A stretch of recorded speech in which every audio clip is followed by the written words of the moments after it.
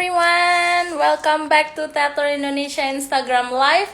Hari ini kita akan kedatangan tamu yang sangat spesial, yaitu seorang psikolog, Ines Kristanti, yang akan berbincang mengenai pentingnya mengedukasi diri terhadap seksualitas dan pengalamannya membuka ruang percakapan yang aman, bebas, dan konstruktif pada platform media sosialnya. Nah, bagi kamu yang menonton hari ini, kolom komen juga akan terbuka bagi kamu yang menonton. Jadi, jika ada pertanyaan, langsung saja ditulis di kolom komen di bawah dan selamat menikmati ya. Kebetulan Ines juga sudah bergabung, jadi langsung aja kita invite. Okay, we're waiting for her to join us. Hai! Mbak Hai, Ines, halo. Aku suaranya putus-putus nggak? jelas-jelas kok. Apa kabar Mbak Diela? Baik, ya ampun, akhirnya ya. Kemarin kan Iya, kita udah nulis apa ya namanya artikelnya. Sekarang akhirnya mm-mm. bisa ketemu nih langsung gitu kan. Iya ya seneng banget juga bisa bisa sharing di sini. Suara aku jelas gak by the way? Jelas, jelas banget.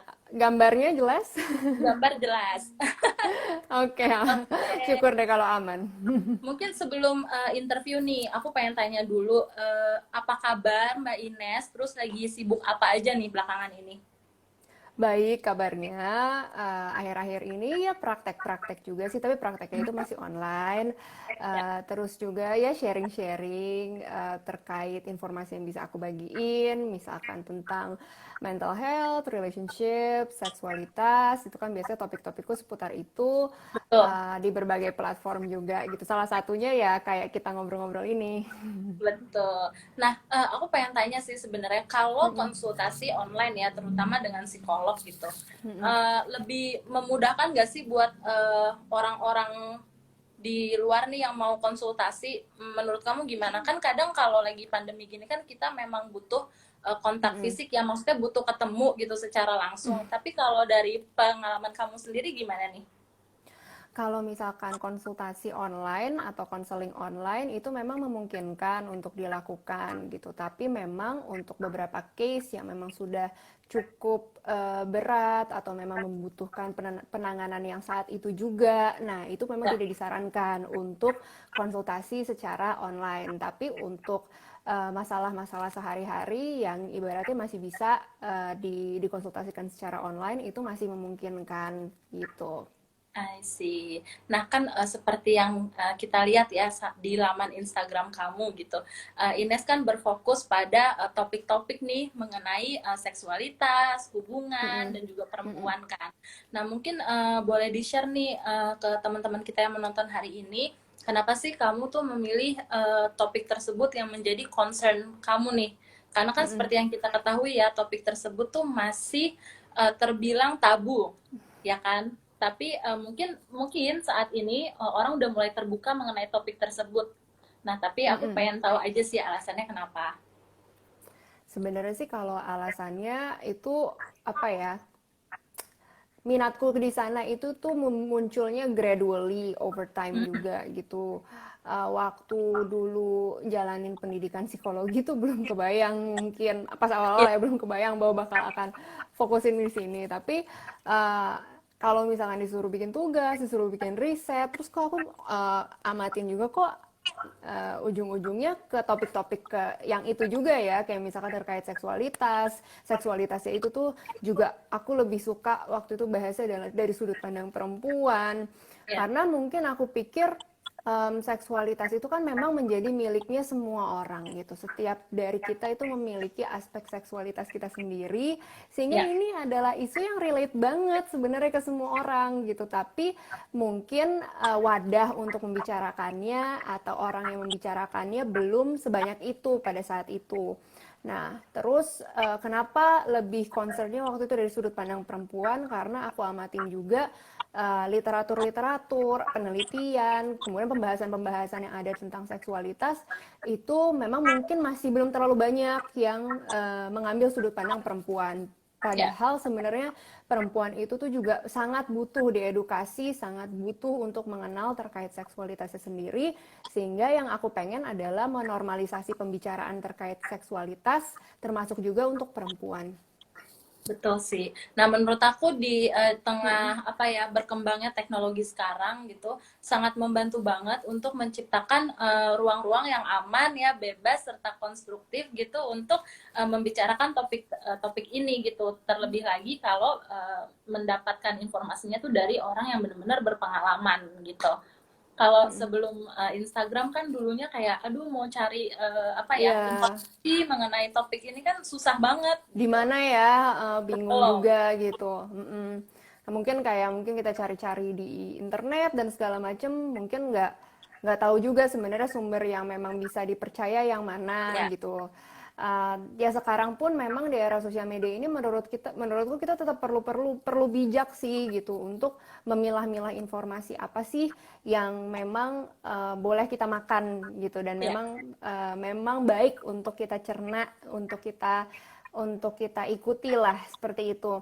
Eh, karena kan ya biasanya juga aku nggak apa-apa banget gitu kalau misalkan followersku juga ada yang nanya kayak misalkan, kak kemarin aku baca di sini kayaknya nggak gini deh gitu, ya, ya atau iya maksudnya diskusi aja gitu nggak apa-apa karena belum tentu yang aku bilang semua tuh juga benar gitu karena kan aku juga mungkin mengambilnya dari sumber-sumber lain juga, baca-baca juga, saling saling belajar juga gitu. Makanya aku juga pengen membekali gimana sih supaya kalau misalkan mau cari informasi tuh taunya itu terpercaya atau enggak tuh dari mana gitu.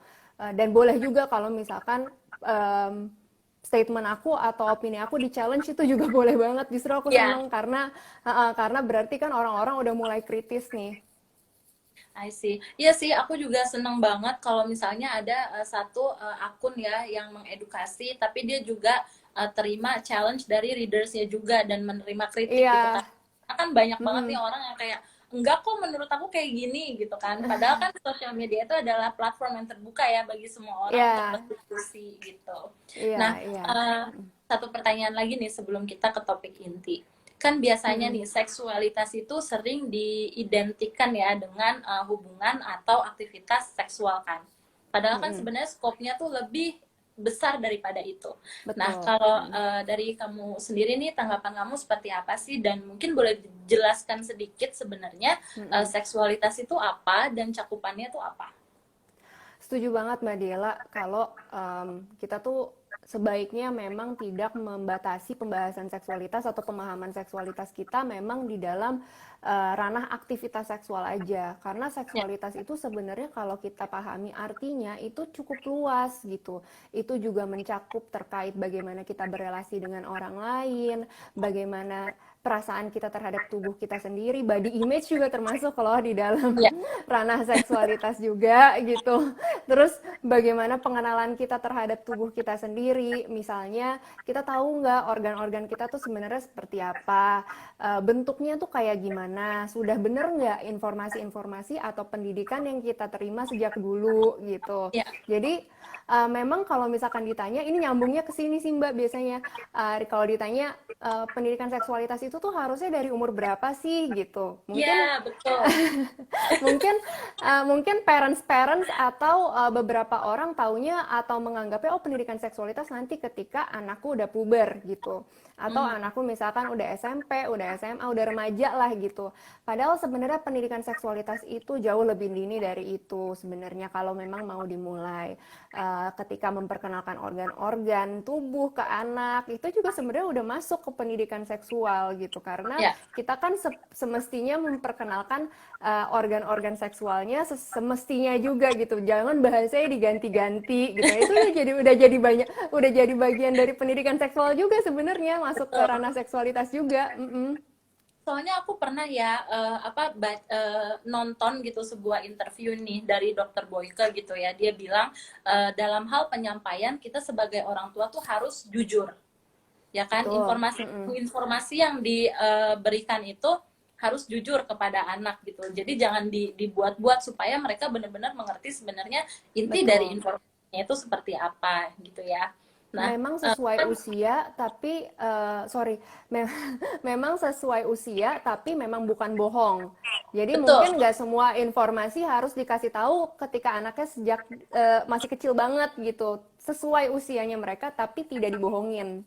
betul. Jadi Mm-mm. bertahap ya kalau Iya. bilangnya ya, gradually Mm-mm. gitu. Nah, kalau misalnya nih bicara mengenai seks ya, kan Mm-mm. selalu menjadi topik yang menarik nih dengan segala pro dan kontranya. Kalau menurut Ines sendiri nih, seberapa penting sih pendidikan seks terhadap maksudnya di kalangan masyarakat dulu nih? Aku Mm-mm. pengen tarik garis besar ya dulu, secara umum. Sepenting apa ya terkait pendidikan seksual? Oke, kalau misalkan ditanya penting atau enggak, penting banget sebenarnya gitu. Karena gini ya, kalau kalau aku ngelihat seksualitas itu kan bagian dari tubuh kita gitu. Mm, Bagaimana caranya kita kita menutup mata dari sesuatu yang memang menjadi bagian dari diri kita. Setiap hari tuh kita hidup dengan badan ini loh, dan badan ini tuh juga punya seksualitas gitu. Dan kita nggak terpisah dari isu-isu seksualitas setiap harinya. Kayak tadi aku bilang, itu tuh nggak cuman ngomongin soal hubungan badan, hubungan seksual aja, enggak gitu. Tapi itu juga terkait bagaimana kita merasa nyaman dengan diri kita sendiri, body image kita, bagaimana kita menyatakan kasih sayang kepada orang lain, berelasi kepada orang lain, itu udah masuk ke ranah seksualitas juga sebenarnya gitu. Jadi kalau ditanya pendidikan seksualitas penting atau enggak, penting banget sih. Nah, ngomong-ngomong tentang pendidikan seksualitas juga nih, kadang-kadang aku juga masih bingung ya. Kalau misalnya kita memperkenalkan pendidikan ini ke anak-anak gitu, sebenarnya yang benar itu harus mulai dari rumah dulu kah? Atau mungkin di sekolah? Atau di rumah dulu baru di sekolah atau gimana? Sebaiknya sih di rumah dulu, karena Hmm, kenapa? Karena aku juga saranin orang tua itu untuk memposisikan diri sebagai orang yang terpercaya dan accessible buat anak ya, untuk mendapatkan informasi terkait seksualitas. Kalau pertama kali dapatnya dari sekolah, khawatirnya hubungan seperti itu tidak terbentuk atau kurang terbentuk dengan orang tuanya gitu. Karena walau bagaimanapun kan sekolah oke lah memang bisa mengajarkan gitu, ada memang sekolah-sekolah yang mungkin concern gitu terkait ini dan ya, sudah membagikan informasi tersebut, tapi mungkin kan nanti anaknya pindah sekolah, sosoknya yang mengajar beda lagi gitu. Sebenarnya yang dibutuhkan oleh anak adalah sosok yang bisa dipercaya juga gitu. Jadi yang kita mau adalah orang tua itu tidak enggan untuk memberikan pendidikan seksualitas secara proper kepada anak sejak dini, sehingga itu juga sudah terbentuk kepercayaan anak gitu, supaya kalau misalkan nanti mereka udah mulai curious, mereka udah mulai cari tahu, mereka tuh larinya ke orang tuanya dulu gitu, bukan ke ya. sumber-sumber lainnya yang mungkin kita nggak bisa kendalikan gitu. Dia nyarinya kemana, apalagi kalau anaknya udah banyak akal, dia udah nyari-nyari Betul. kemana-mana. Terus pergaulannya juga kita udah mungkin nggak terlalu bisa tahu gitu, dia bertemannya sama siapa aja dan segala macam. Tapi at least kalau misalkan si anak ini punya hubungan yang dia bisa merasa aman, merasa nyaman untuk nanya sama orang tuanya, mau dia dapat informasi-informasi dari tempat-tempat lain pun mungkin dia akan confirm lagi ke orang tuanya dan cerita Hmm, gitu. ya, Kemarin tuh ada kakak kelas aku ngasih tahu ini gitu. Ini apa sih gitu. Nah itu orang tuanya jadi tahu, oh anak gue tuh udah dapet informasi kayak gini berarti dari teman-temannya.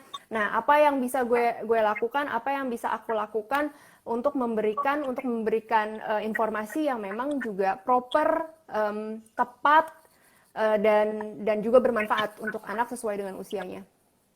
I see. Berarti benar ya, orang tua itu adalah apa ya, figur utama ya kan yang terpercaya untuk kita tuh bertanya mengenai sebuah informasi gitu. Harapannya Next, seperti itu.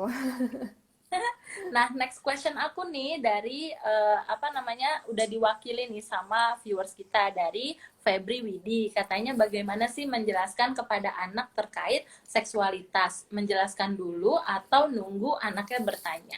Jadi how to start the conversation nih, Mbak Oke, Ines? sebenarnya kan memang bertahap ya. Jadi kalau misalkan dari kecil itu mungkin awalnya ya memang memperkenalkan dulu organ-organ seksualnya anak. Ketika kita Ya, juga mengajarkan bagian-bagian tubuh lainnya. Jadi jangan di skip dan jangan diganti-ganti juga namanya. Jadi memang katakan apa adanya seperti itu. Kemudian nah itu kan start kan dari memang anak sudah masih sangat kecil gitu. Jadi ya, uh, kenapa sih nggak boleh diganti-ganti namanya, kan toh nanti masih bisa diralat juga, anak kan masih bisa dikasih tahu lagi gitu. Kenapa itu penting? Karena gini, apapun yang kita sampaikan kepada anak, anak itu bukan cuma nyerap informasinya, tapi anak ya, itu juga nyerap sikap kita terhadap isu tersebut. Nah, kalau misalkan sejak dini anak itu udah melihat, oh kayaknya kok orang tua saya malu-malu ya kalau ngomongin tentang seksualitas, orang sampai misalkan namanya diganti-ganti dan segala macam. Ini berarti seksualitas tuh apa ya? Ini adalah ya, barang atau sesuatu yang nggak boleh ya, tabu ya, gitu. Nah, jadi uh, khawatirnya tuh seperti itu. Jadi anak memang sudah mendapatkan internalisasi yang keliru terkait seksualitas gitu. Jadi kita dari awal memang membekali diri kita juga untuk siap menyampaikan dengan apa adanya. Nah itu kan usianya kira-kira 1-2 tahun ya anaknya kalau misalkan kita ngajarin terkait organ-organ. Nah 3-5 tahun kita bisa ajarin terkait privasi.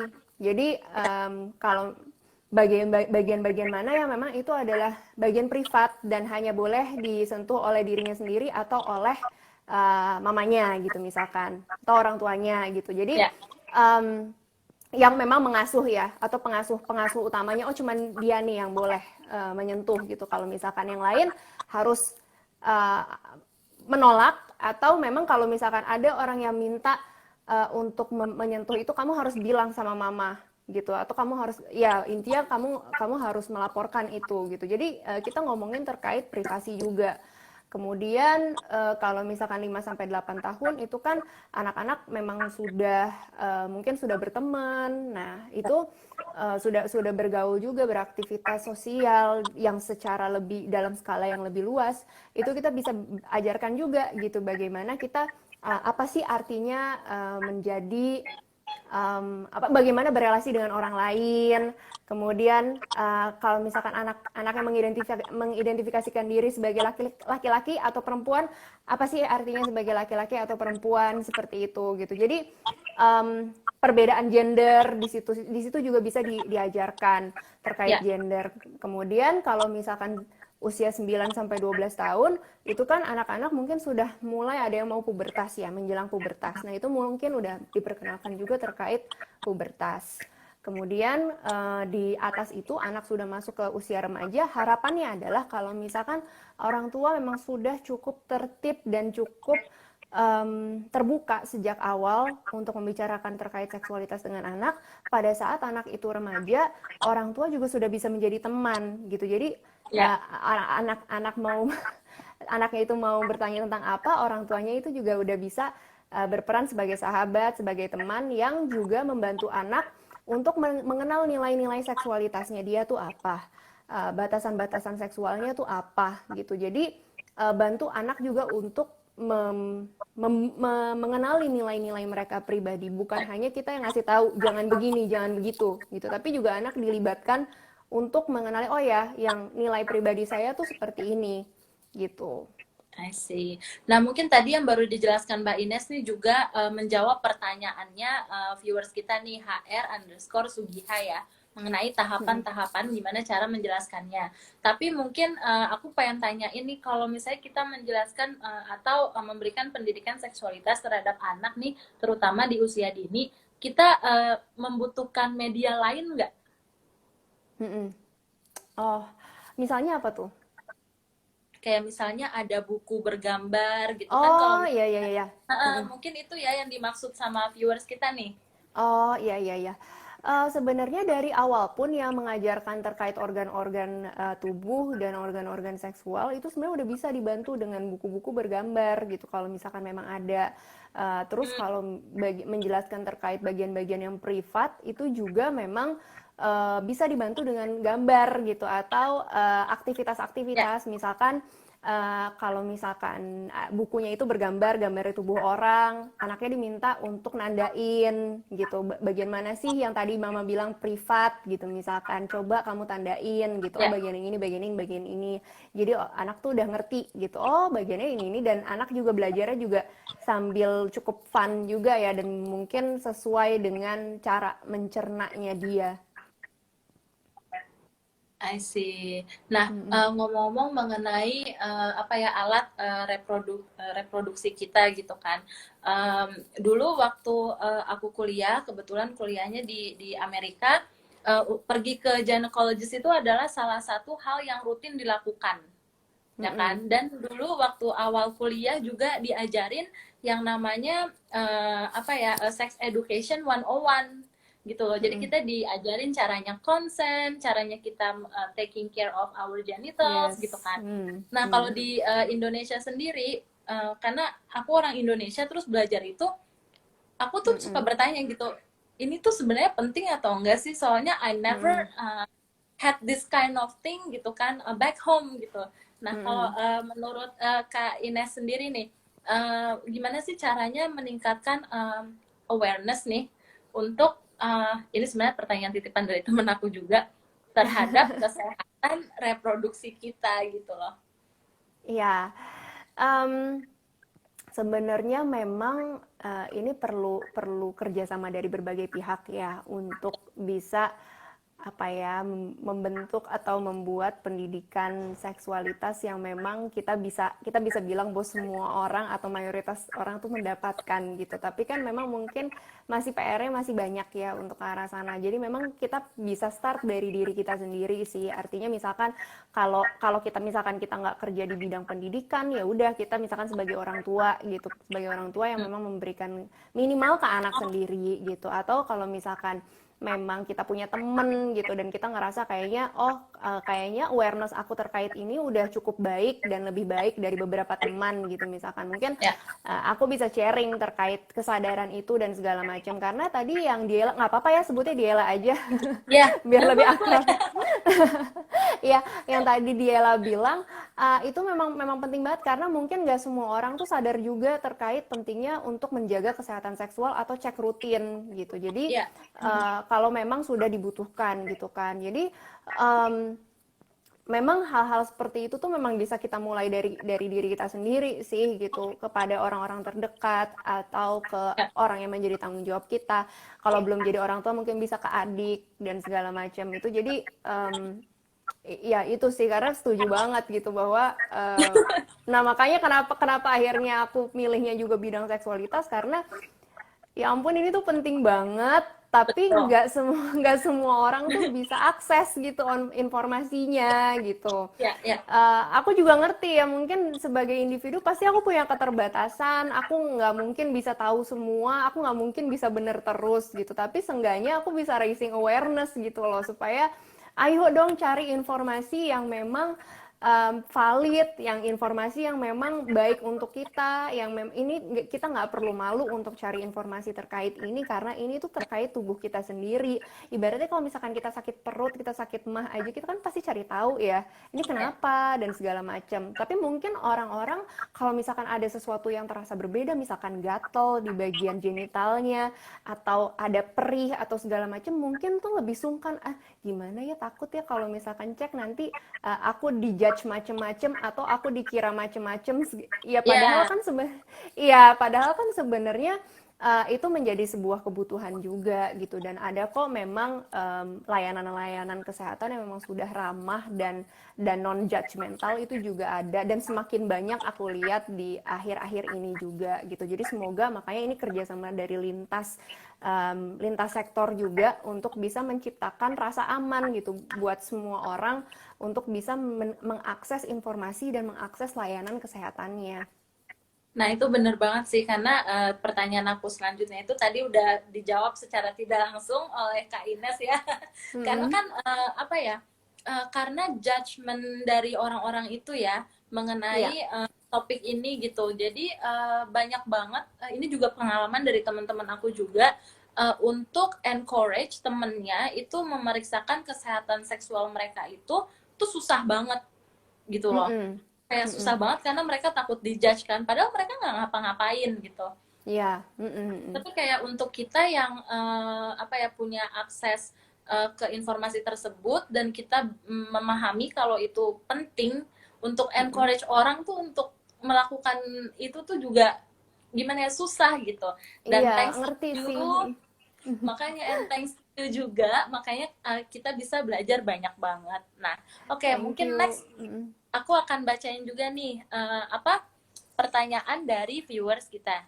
Mungkin balik lagi topiknya ke pendidikan seksual terhadap anak. Ini dari Dela underscore underscore Rose. Nah, bagaimana sih sikap kita sebagai orang tua jika anak mulai menonton film-film porno? Oh, oke. Nah, Nah, gimana tuh? ya, yang pertama adalah yang bisa aku sarankan adalah untuk tidak panik. Nah, itu yang pertama gitu. Karena biasanya orang tua panik tuh kalau misalkan udah nemu, aduh anak gue gitu. Karena mungkin nggak kepikiran, nggak siap juga dan segala macem gitu. Tapi memang penting untuk kita tidak panik dulu, karena kalau misalkan kita panik mungkin kita jadi pikiran kita udah kemana-mana. Padahal sebenarnya mungkin tidak seperti yang di kepala kita. Contohnya adalah uh, pornografi itu terkadang diasosiasikan dengan adiksi gitu. Jadi anakku udah kecanduan pornografi, padahal yang kenyataannya adalah ya ditemukan, misalkan ditemukan akses terhadap pornografinya, tapi kan belum tentu kecanduan.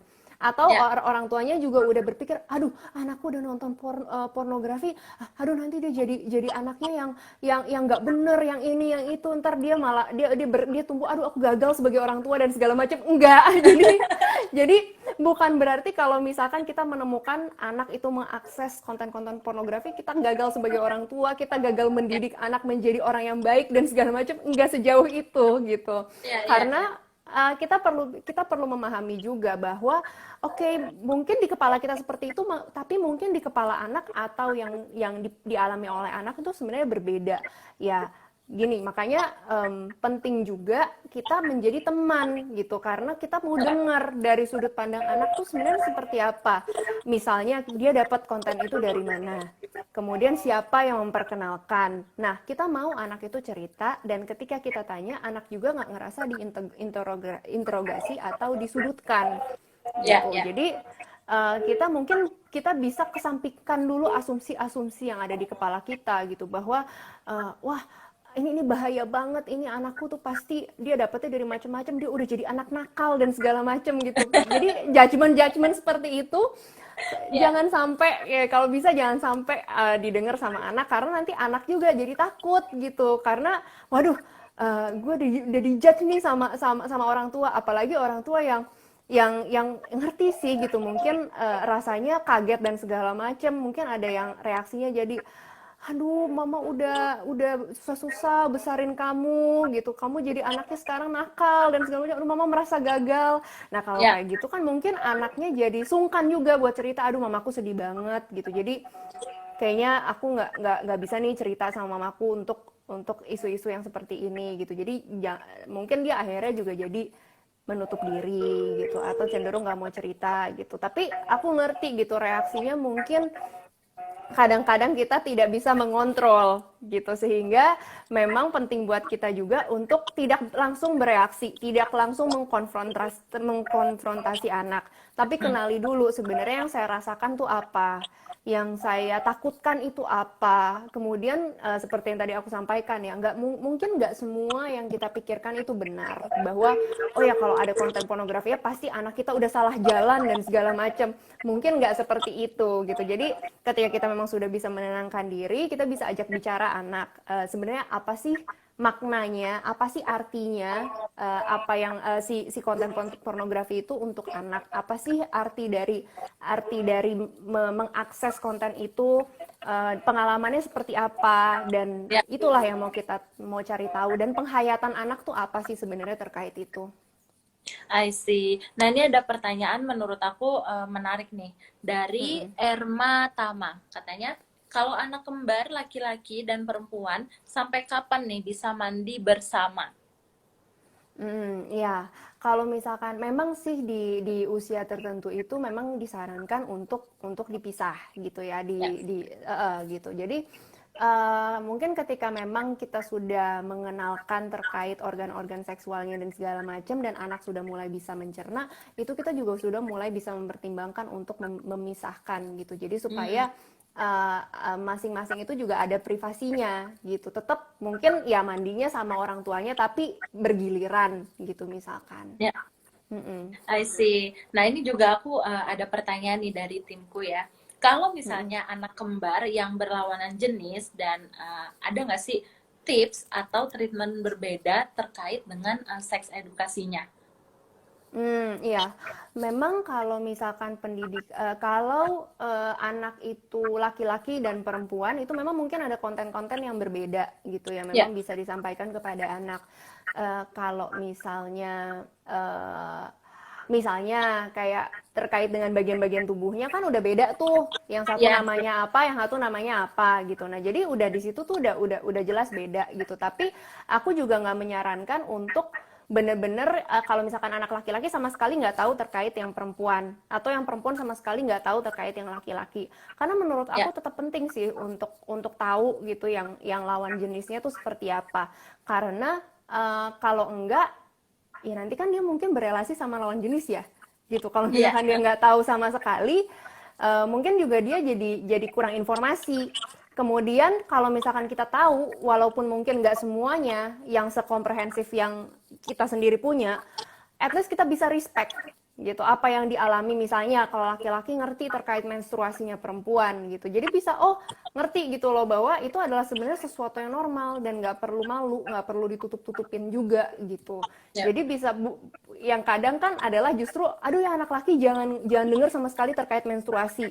Kalau misalkan yang anak perempuan, kalau misalkan mau keluarin pembalut atau keluarin apapun tuh harus ditutup-tutupin, malu banget kalau misalkan diliatin sama anak laki-laki gitu iya, misalkan. kita Pernah ngalamin kayak gitu nggak sih? Karena aku dulu kayak pernah gitu. banget. Makanya ibu aku bilang, kamu jangan ngeluarin pembalut di depan teman kamu yang cowok ya.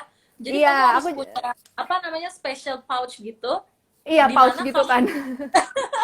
Iya, dia pouch kayak gitu kan yang kayak terus kalau misalkan mau mau mau ganti itu tuh kayak bener-bener aduh malu banget juga gitu mau mau minta izinnya, mau minta izin ke guru gitu kan karena udah ketahuan nenteng-nenteng pouch misalkan gitu kan. Jadi iya sih. padahal kan sebenarnya itu adalah sesuatu yang normal gitu loh. Ya, Itu tidak harus ditutup-tutupi gitu sebenarnya. Tidak harus malu gitu ya. Dan itu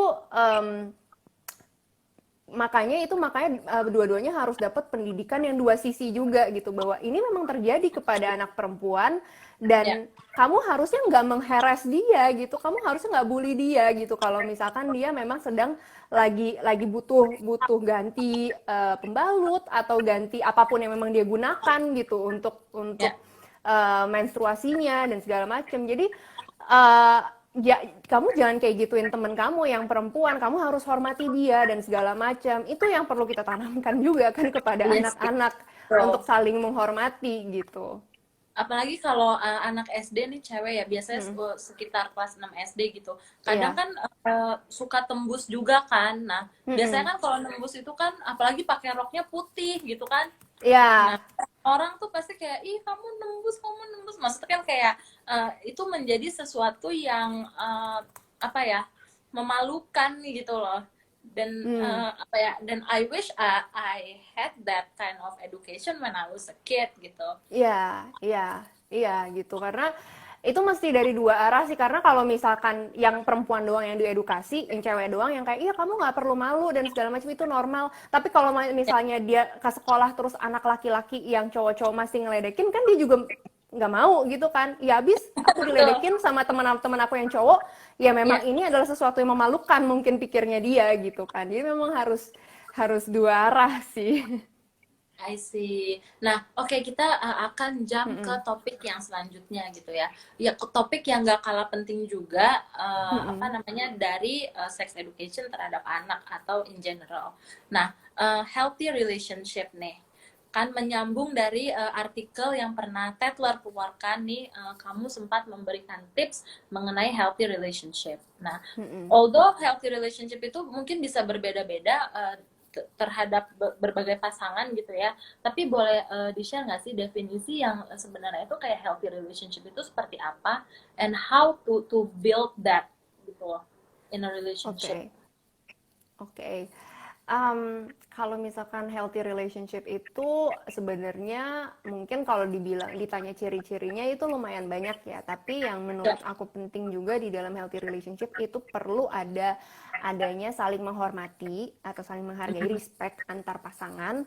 Kemudian ya, juga saling percaya, ya kan? Jadi dia bisa saling mempercayai, kemudian saling respect juga, dan juga ada kesetaraan di sana ya, gitu. Jadi uh, menurut aku ya pasti akan ada hal-hal lainnya gitu, kayak misalkan komunikasi yang baik dan segala macam itu memang menjadi ciri dari hubungan yang sehat. Tetapi utamanya juga yang tidak boleh dilupakan, hubungan yang sehat itu adalah setara, artinya nggak jomplang. ya, Bukan yang satu itu jadi lebih megang dan lebih mengontrol gitu, tapi memang bisa setara hubungannya. Masing-masing bisa saling menghargai pendapat masing-masing. Nah, itu masuk ke poin yang satunya lagi, itu saling menghargai. Kemudian juga ya. ada kepercayaan di situ. I see. Nah, mungkin ya kalau misalnya di dalam relationship nih, kita tuh suka Mm-mm. nggak sadar kalau uh, sangat penting untuk kita memiliki batasan yang sehat gitu, atau Mm-mm. healthy boundaries gitu kan. Mm-mm. Dan mungkin itu juga bisa menjawab pertanyaan dari viewers kita juga nih, Della underscore Rose gitu kan. Kalau pasangannya terlalu banyak ngatur gimana gitu kan. Nah, itu kan mungkin Hmm, akarnya kan dari healthy boundaries sendiri kan. Nah, itu ya. gimana sih Kak, how to create that healthy boundaries in a relationship? Oke, makasih banget Dela. Itu adalah salah satu juga ya aspek dari healthy relationship, yaitu Ya, walaupun kita sudah menjadi pasangan, kita tidak kehilangan diri kita sendiri dan tidak kehilangan privasi kita juga. Gitu. Jadi privasi itu kan juga jadi isunya terkait dengan seberapa banyak sih pasangannya tuh, misalkan ada yang mengalami pasangannya tuh banyak ngatur dan segala macam ya, gitu, karena kan tetap aja walaupun gue pacaran sama dia tetap aja aku itu adalah diri aku sendiri gitu, dan aku punya otonomi sendiri untuk apa yang memang aku lakukan. Nah, kalau misalkan mau ditanya healthy boundaries itu seperti apa, uh, artinya gini, ketika memang kita berada di dalam hubungan, pastikan bahwa kita tetap memiliki otonomi untuk memutuskan sendiri untuk kita. Misalkan ya, pasangan itu mau kasih opini, mau kasih masukan, itu boleh gitu, tapi ujung-ujungnya kita yang memutuskan. Jangan sampai di dalam hubungan itu kita ngerasa kayak aku tuh kehilangan kemampuan aku untuk memilih. Apa-apa aku harus cek sama pasangan aku dulu, dia oke ya. nggak gitu. Dari hal yang kayak pakai baju misalkan, ini pakai baju ini dia oke nggak ya gitu, terus aku ngechat sama temen aku yang ini dia oke nggak ya gitu, karena misalkan pasangannya itu mengatur gitu, kamu bolehnya ngechat atau temenan sama yang ini aja, yang ini aku nggak suka orangnya gitu, yang atau kamu kamu atau kamu cuma boleh chatnya sama cewek aja, sama cowok tuh nggak boleh dan segala macam. Nah itu kan sebenarnya udah jadi bentuk pengaturan ya, dan bentuk Ya, yang lainnya adalah terkait masih privasi, itu adalah ini ya, sharing atau ada juga ya orang-orang yang akhirnya sharing passwordnya atau dimintain passwordnya, oh, iya betul. sosial medianya gitu atau emailnya dan segala macam. Itu nggak disarankan gitu, karena itu tidak tidak memberikan ruang privasi bagi si pasangan dan bagi diri kita sendiri gitu, dan itu juga kaitannya mungkin bisa jadi di isu trust. I see. Karena Nah, kadang ada kalau orang yang kayak dimintain password gitu, enggak kan ini privasi aku. Berarti kamu ada yang diumpetin ya, coba ya, ada apa kayak gitu, padahal enggak gitu loh. betul. Nggak semua hal terkait pasangan kita itu kita harus tahu, kita Ya, harus kendalikan. Malah justru kita sebagai pasangan itu seharusnya tidak mengandalkan satu sama lain, tapi kita masih punya otonomi sendiri, termasuk ketika menikah, ketika sudah menikah. Karena banyak juga nih Dela yang nanya ke aku, misalkan aku lagi ngomong kayak gini ya, mungkin Mhm. mereka berpikirnya oke wajar itu di dalam hubungan berpacaran kan belum nikah Ya. gitu. Tapi mereka ada yang bertanya juga gitu, kalau misalkan udah nikah gimana? Apa tetap ada privasi? Tetap ada gitu. Ya. Orang yang sudah Ya. menikah juga perlu gitu loh punya privasi karena kita itu diri kita sendiri, kita tuh ya diri kita sendiri gitu. Kita ketika masuk ke dalam hubungan menikah itu bukan berarti kita jadi melebur sepenuhnya dan kehilangan diri kita sendiri. Kita butuh ruang sendiri juga kok. Bukan pengen ngerahasiain tapi aku butuh ruang untuk bernafas sendiri juga gitu. Betul. Iya sih, apa ya, ruang privacy itu even di dalam pacaran atau di dalam pernikahan menurut aku Iya. penting banget. Mm-mm, Karena mm-mm. that's one thing yang my parents tuh juga ngajarin gitu kan. Iya. Nggak Mm-mm. semuanya harus kamu apa ya, kasih tahu ke pasangan. Share. Heeh, Iya, iya. ada Mm-mm. beberapa hal yang kamu keep sendiri gitu loh. Dan Karena itu itu hak bebas. kamu. Heeh, Iya, heeh. itu hak kamu Nah, untuk mm-mm. memiliki ruang itu gitu. Nah, kemarin juga juga ada yang nanya kadang-kadang batasannya di mana? Hal apa Iya, yang memang kita boleh keep sendiri, hal mana yang memang kita perlu kasih tahu pasangan. Karena takutnya kalau misalkan semuanya kita keep sendiri berarti main rahasiaan dong. Nanti main belakang, nanti selingkuh apa segala macam gitu, malah malah malah jangan sampai orang selingkuh membenarkannya kan itu privasi aku kan nggak gitu juga gitu iya. kan. Jadi sebenarnya batasannya seperti apa kalau misalkan dari aku sih menurut aku kalau memang hal-hal itu sudah terkait dengan hubungan itu perlu di share gitu. Jadi kalau udah sampai menyangkut hubungannya atau mempengaruhi hubungannya itu perlu di share. Let's say kayak misalkan ada apa ya, kita mulai ngerasa kayaknya ada tanda kutip ancaman-ancaman nih, keharmonisan hubungan atau kesetiaan hubungan dari luar gitu. Ya. Misalnya ada orang yang ngedeketin kita atau ada orang yang kita mulai mulai komunikasi cukup cukup intens nih sama temen gitu dan segala macam. Nah itu memang bukan sesuatu yang kita bisa bilang apa ya, oh ya itu kan memang privasi aku dan terserah aku dan Ya. segala macam. Kalau misalkan itu udah sampai membahayakan hubungan, bukan berarti juga kita harus kasih tahu semua chat kita sama temen dan segala macam, enggak gitu. Tapi kalau misalkan kita anggap itu sudah, oh nih kayaknya memang udah cukup bisa membahayakan hubungan dan mempengaruhi hubungan, kita perlu aware juga gitu loh. Apakah memang itu sesuatu yang kita bisa lanjutkan, lakukan atau enggak gitu. I see. Nah, aku juga ada pertanyaan nih. Kan di dalam sebuah relationship, when the conflict arise gitu, ketika ada konflik gitu ya, biasanya tuh muncul yang dinamakan self blaming, ya kan? Hmm. Misalnya gini, dia dia marah sama aku karena aku kayak gini-gini. Padahal tuh sebenarnya enggak gitu. Padahal sebenarnya isunya itu datang dari pasangannya itu sendiri, Ya. ya kan? Itu gimana sih, Kak Ines? How can we overcome it nih? Oke. Any tips from you? Kalau misalkan dari aku sih, kadang-kadang pemikiran seperti itu tuh munculnya dari keinginan atau perasaan bahwa kita bisa mengontrol semuanya yang ada di sekitar kita. Uh, I see. Ya, ya kan ya. Jadi kayak misalnya kita tuh punya pandangan yang mungkin keliru gitu loh, bahwa tindakan kita lah yang menentukan outcome dari segala hal. Gitu. Mhm. Padahal kan sebenarnya kita perlu sadar juga bahwa selain dari diri kita, itu ada banyak faktor di dunia ini, ada banyak orang yang berperan di dunia ini, bukan cuma pasangan aja, tapi mungkin situasinya juga gitu, sehingga Ya, kita nggak bisa melimpahkan semua hal ke diri kita gitu. Jadi kita pun nggak bisa merasa bahwa kita bertanggung jawab atau mampu mengontrol segala hal. Itu sih mungkin kerendahan hati juga bahwa nggak semua bisa kita kontrol dan itu nggak apa-apa. I see. Nah, ini ada pertanyaan dari Mm-mm. kalau pertanyaan aku sih sebenarnya udah selesai. Nah, ini ada Q&A juga nih dari Mm-mm. viewers kita gitu. Mm-mm. Ini tuh dari Mama Cooking when WFH katanya. Kak, Mm-mm. komentarnya Kak Ines mengenai ketakutan berhubungan seks walaupun sebelumnya belum ada trauma. Nah, itu gimana? Mm.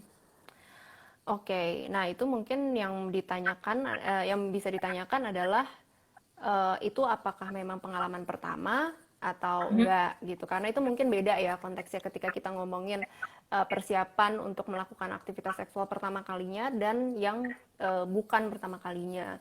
Tapi kalau misalkan kekhawatiran atau ketakutan untuk melakukan aktivitas seksual sih sebenarnya memang bisa bersumber dari macam-macam sih. Bisa aja karena memang itu pertama kali. Kemudian ya itu tadi kita kan ngomongin cukup panjang lebar ya tentang pendidikan seksual. Kenapa itu penting?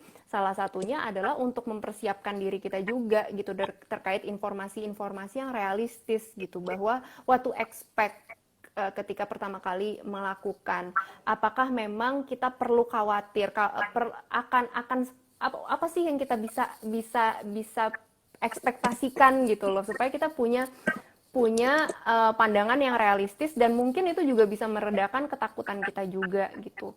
Kalau misalkan memang kita dibikin berjarak dari dulu, nggak sama sekali dengar tentang seksualitas atau dapat informasi terkait seksualitas, lo tinggal tahu-tahu dalam satu malam pandangan kita harus dipaksa berubah, kan nggak bisa gitu. Kadang-kadang aku analoginya gitu ya, kayak misalkan misalkan nikah umur berapa sih, 25, 30, ada orang yang 35, ya bebas lah ya berapa usia pernikahan, kan kita nggak patokin mana yang ideal dan segala macam. Tapi ya anggaplah seseorang menikah di usia 30 tahun misalkan. Kemudian selama 30 tahun hidupnya dia merasa berjarak dengan seksualitas itu sesuatu yang memang tidak boleh dibicarakan, tidak boleh dicari tahu. Kemudian di dalam satu malam dia diminta untuk mengubah paradigmanya, bahwa seks itu enak, seks itu enjoyable, seks itu adalah sesuatu yang bisa menjaga keintiman dan segala macam. Kan nggak semudah itu gitu loh. Nah itulah yang kadang ya orang kan berpikir bahwa ya binatang aja bisa, masa kita nggak bisa gitu kan? Binatang aja bisa tuh have sex, terus beranak pinak dan segala macam, masa manusia nggak bisa sih? Nah pertanyaanku adalah, binatang dari kecil dikasih tahu nggak kalau seks itu tabu? Kan enggak gitu, ya kan? Jadi kalau manusia itu ya lebih kompleks juga, dia ada akalnya, dia punya penalaran yang berbeda gitu dari binatang, dan memang nilai-nilai sosialisasi dari awal sejak dini itu jadinya terekam juga di sini gitu loh. Jadi ya kita nggak bisa menggampangkan gitu bahwa ya udahlah nggak usah diajarin, nanti juga bisa sendiri gitu, nggak seperti itu. Jadi kalau misalkan memang situasinya seperti itu di beberapa orang, kasih waktu untuk diri juga gitu, untuk mengenali tentang seksualitasnya tanpa membebani bahwa harus bisa nih masuk malam ini gitu, misalkan harus berhasil malam ini gitu misalkan. Jadi kasih waktu juga, give us time untuk mengenal diri kita, untuk mengenal terkait seksualitas kita, nyaman dulu sama itu, barulah setelah kita merasa nyaman dan kenal juga sama diri kita, aspek seksualitas kita, mungkin kita baru bisa coba hal-hal lainnya. I see. Nah, aku juga sempat sih beberapa kali baca juga ya. Selain privasi ya, healthy boundaries yang tadi kita udah omongin, aku pengen menyinggung sedikit mengenai konsen sih sebenarnya. Nah, yang menarik bagi aku adalah orang ini bilang kalau konsen itu nggak cuma dibutuhkan saat kita mau melakukan hubungan seks dalam pacaran aja gitu, tapi suami istri dalam hubungan pernikahan, konsen itu juga perlu dilakukan. Nah, kalau pandangan Kak Ines tuh gimana sih? Kan banyak nih orang yang bilang kan kalau tugas istri melayani suami gitu kan. Nah, itu gimana tuh? Nah itulah ya mungkin itu merujuk kepada salah satu poin yang sudah kita bicarakan, yaitu setara ya di dalam hubungan gitu. Artinya setara dan saling menghargai. Nah itu kan sebenarnya sudah terangkum di sana gitu loh, bahwa ketika kita setara, kita menghargai opininya pasangan kita, dia lagi pengennya apa, dia nggak maunya apa gitu kan. Dan ketika memang melakukan aktivitas seksual pun, kita juga perlu menghargai apa yang oke buat dia, apa yang nyaman buat dia, apa yang enggak, dan nggak bisa maksa juga gitu loh. Bukan karena itu sudah diikat di dalam pernikahan maka jadi semuanya diperbolehkan tanpa adanya mempertimbangkan rasa nyaman, mempertimbangkan perasaannya orang tersebut. Tetap aja gitu loh, kita tuh perlu respect pasangan kita on an individual level, Dan Ya, kita sebagai individu punya punya keinginan, punya ketidakinginan, dan itulah yang memang juga penting untuk kita perhatikan itu sih. I see. Wah, terima kasih banget nih Mbak Ines. Kita udah sejam, udah hampir sejam Hampir nih, ya, dan nggak berasa hampir ya. dan gak berasa banget karena topiknya tuh menarik banget. Nah, Mm-mm. karena waktunya cuma 1 jam nih, dan mungkin kalau misalnya viewers masih ada pertanyaan atau masih mau tahu mengenai informasi lebih lanjut ya mengenai topik-topik yang tadi kita bicarakan, bisa ke Instagramnya Mbak Ines nih di @InesKristanti ya. Karena di situ Mm-mm. ada banyak banget informasi yang benar-benar mengedukasi, yang apa ya, bermanfaat banget. Dan Thank thank you. you banget Mbak Thank Ines. you Semoga banget kita udah dikasih kesempatan sharing. sama-sama, kita bisa ngobrol-ngobrol lagi ya. Maybe next Boleh. time gitu kan. Seru Sure, banget. sure. Oke. Thank you. Dan untuk viewers kita terima kasih juga. Stay happy, stay healthy, and until I see you next time. Bye Kak Ines. Bye. Thank you. Thank you Thank semua yang you. udah nonton. Bye. Bye.